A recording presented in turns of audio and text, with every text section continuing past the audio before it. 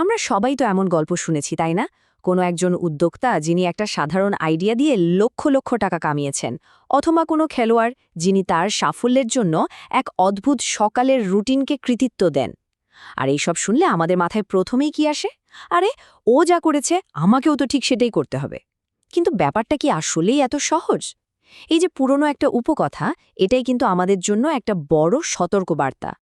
এটাই হচ্ছে আজকের আলোচনার মূল প্রশ্ন। আচ্ছা, অন্যের সাফল্যের কৌশলটা কি আমাদের সবার জন্যই একইভাবে কাজ করতে পারে, নাকি এর পেছনে অন্য কোনো গল্প আছে, কোনো ফাঁদ লুকিয়ে আছে? চলুন এই গল্পের গভীরে গিয়ে উত্তরটা খুঁজে বের করার চেষ্টা করা যাক। বেশ, আমাদের গল্পটা শুরু হচ্ছে খুব সাধারণ একটা জায়গা থেকে। একটা গাধা, যার মনে একটা বড় স্বপ্ন ছিল, এমন একটা আকাঙ্ক্ষা যা শুনলে প্রশংসাই করতে হয়, কিন্তু দুঃখের বিষয় হল সেটা ছিল মারাত্মকভাবে ভুল পথে চালিত। চলুন একটু কল্পনা করি।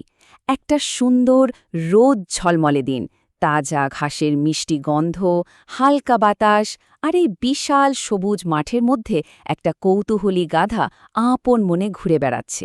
চারপাশের পরিবেশটা একদম শান্ত, একদম মনোরম। হঠাৎ করেই তার কানে একটা অদ্ভুত সুন্দর সুর ভেসে এলো, যা সে আগে কখনো শোনেনি। মনে হচ্ছিল যেন বাতাসটাই কোনো জাদুকরী সুরে ভরে গেছে। তো সেই সুরের উৎস খুঁজতে গিয়ে সে লম্বা ঘাসের আড়ালে দেখল একদল ফড়িং মনের আনন্দে গান গাইছে। গাধাটা তো দেখে পুরোপুরি মুগ্ধ। গাধাটা আর নিজেকে সামলাতে পারল না। সে একেবারে অবাক হয়ে ফড়িংদের জিজ্ঞেস করেই ফেলল, তাদের এমন অসাধারণ গানের পেছনে রহস্যটা কি? মানে সে ধরেই নিয়েছিল যে এর পেছনে নির্ঘাত কোনো সহজ কৌশল বা শর্টকাট আছে, যা সে জানে না। আর ঠিক এইখান থেকেই গল্পটা একটা নাটকীয় মোড় নেয়। কারণ ফড়িংরা মজা করে যা বলেছিল, তার ফলাফল কিন্তু মোটেও মজার ছিল না। এই একটা মুহূর্ত গাধাটার জীবনের গতিপথটা চিরদিনের জন্য বদলে দিয়েছিল। গাধাটার এই সরল প্রশ্ন শুনে ফড়িংরা তো নিজেদের মধ্যে হাসাহাসি শুরু করে দিল। আর এখানেই আমরা, যারা গল্পটা শুনছি, একটা গোপন ব্যাপার জেনে যাই।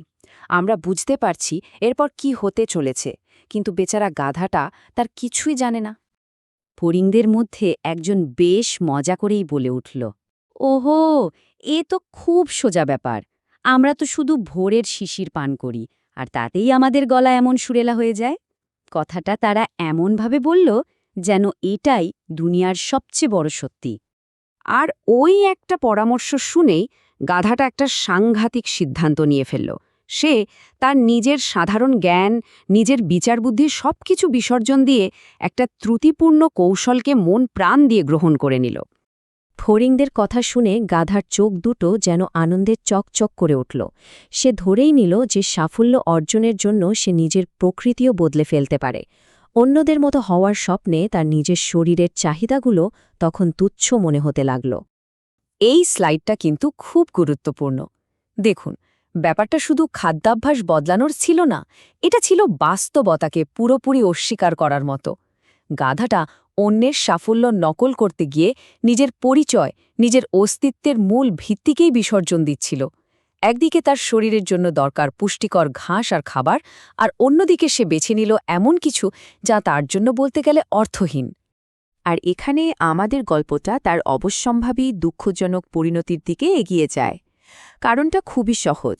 যখন কেউ নিজের প্রকৃতিকে অস্বীকার করে, তার ফল সবসময় গুরুতর হয়। যা হওয়ার কথা ছিল ঠিক সেটাই হল। শুধু শিশির খেয়ে গাধাটা দিন দিন দুর্বল থেকে দুর্বলতর হতে থাকল এবং অবশেষে মারা গেল। তার সুন্দর গান গাওয়া স্বপ্নটা একটা করুণ সতর্ক বার্তায় পরিণত হল, একটা শক্তিশালী স্মারক যা আমাদের মনে করিয়ে দেয়, যা অন্যের জন্য কাজ করে তার সব সময় আমাদের সবার জন্য কাজ নাও করতে পারে। আর এই ঘটনাটা কিন্তু দারুণভাবে ব্যর্থতার একটা সাধারণ প্যাটার্ন তুলে ধরে। চলুন দেখি এটা কিভাবে কাজ করে। প্রথমে কি হয়, আমরা অন্যদের মধ্যে আকর্ষণীয় কিছু একটা দেখি। তারপর আমরা তাদের গোপন রহস্য বা শর্টকাটটা জানতে চাই। এর ফলে কি হয়, আমরা প্রায়ই খুব সহজ কিন্তু ভুল পরামর্শ পাই। আর তারপর আমরা নিজেদের জন্য যা স্বাভাবিক আর জরুরি সেটাই ত্যাগ করে বসি, আর শেষে অনিবার্য পরিণতির মুখোমুখি হই। আসলে এটা তো শুধু একটা গাধা আর কিছু ফড়িংয়ের গল্প নয়, এর মধ্যে একটা গভীর শিক্ষা লুকিয়ে আছে, যা আজও ঠিক ততটাই প্রাসঙ্গিক যতটা হয়তো প্রথমবার বলার সময় ছিল।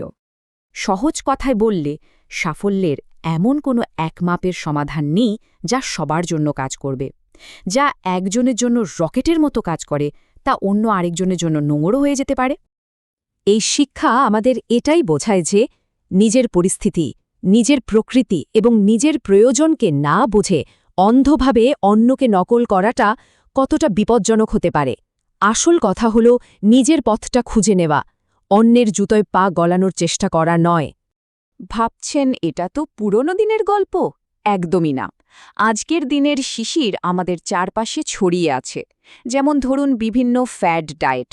এটা হয়তো কারোর জন্য কাজ করে, কিন্তু অন্য কারোর শরীরের জন্য মারাত্মক ক্ষতিকর হতে পারে। অথবা ভাবুন কিছু অলৌকিক ব্যবসায়িক কৌশলের কথা, যা এক ইন্ডাস্ট্রিতে সফল তা অন্য ইন্ডাস্ট্রিতে বিপর্যয় ডেকে আনতে পারে। এগুলো সবই আজকের দিনের শিশির।